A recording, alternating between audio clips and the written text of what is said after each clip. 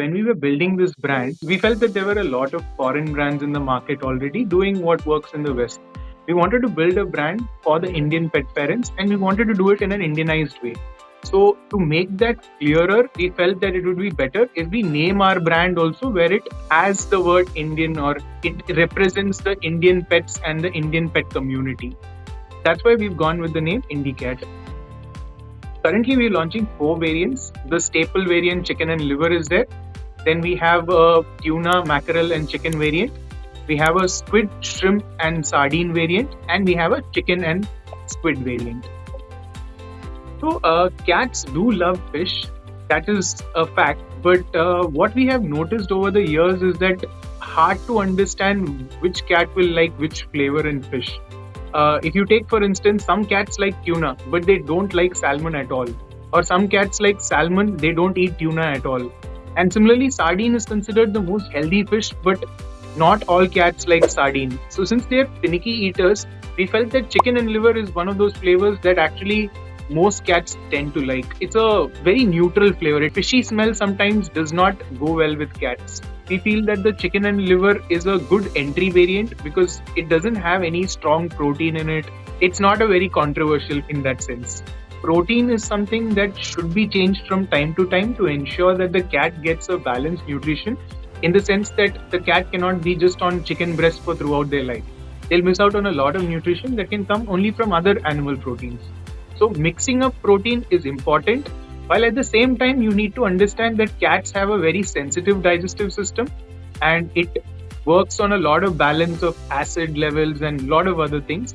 And it makes a lot more sense for you to at least not change the protein every day and maybe do it once in 4-5 days.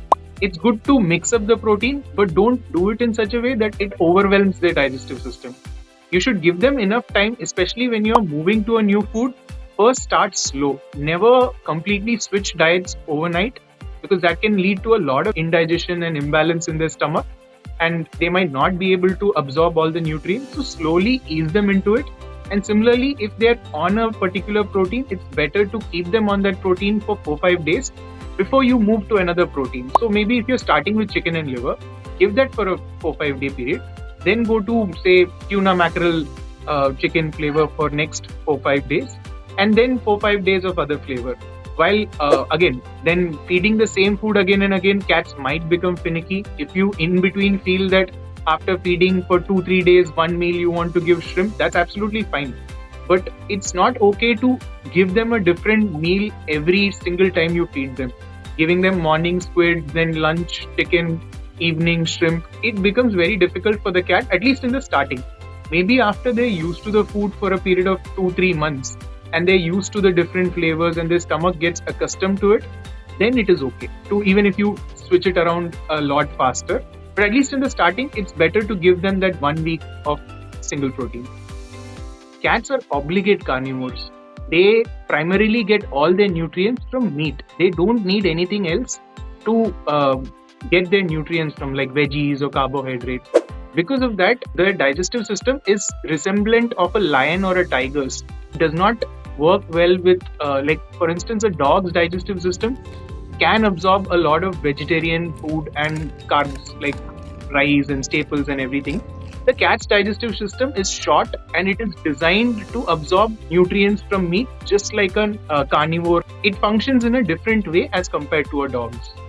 So in IndiCat, when we were developing the product, we wanted to mimic the composition of a homemade meal for a cat.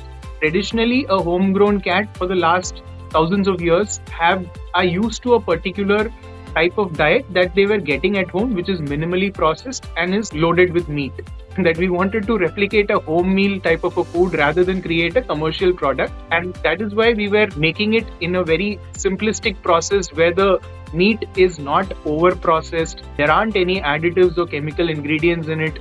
Everything that whatever we wanted to take care in a cat system, we're trying to bring it from natural ingredients that were traditionally always available in India. For instance, like in North India, if a cat gets stomach uneasiness, giving isabgol is a normal thing. So isabgol is a traditional Indian ingredient that is found and used by all of us, and even we've given it to our dogs and cats, but it is not used in any of the commercial products. In commercial products, all the synthetic chemical additives are given to perform the same function. So we wanted to mimic the home traditional way how we used to take care of our pets before all the commercial foods came, and that's why we have gone with such a formulation. So if you take the product as a whole, it is primarily consisting of 60-70% meat. It's just pure meat in the rawest natural form without being processed, and it's not byproducts. These are all human grade ingredients processed for an export facility in a human facility. So it abides by all the FSSAI norms, all the export regulations, and the food from that factory is exported to Japan as well. So you can understand the kind of quality control that will go into the meat. And the quality of the meat is the most important factor in any food that you create. If you're putting in good quality ingredients and good quality meat, automatically the product will show. Product will be superior, better absorbable, etc. etc. So if you take our product, it's around 65 to 70% meat. It has around 20-25% bone broth. So 90 to 95% of the product is just pure meat and bone broth, which is the ideal way it should be for a cat to digest. They don't need all the other starch and all which is there in normal commercial food, as it's anyway not going to get absorbed. It's just going to pass out. So we felt that we'll keep it in that way, very simplistic, not make it overcomplicated. At the same time, we wanted to give a good balance of muscle meat, organ meat, tissues, bone in the formulation itself, that it kind of represents a whole prey diet, where if the cat had been in the wild and eaten the whole chicken, what would be the approximate ratios in which these different components will come in? We've tried to mimic that as well. So that way they feel, or their system should feel as if they're eating natural home food, or a diet that they would have had anyway if commercial food was not there.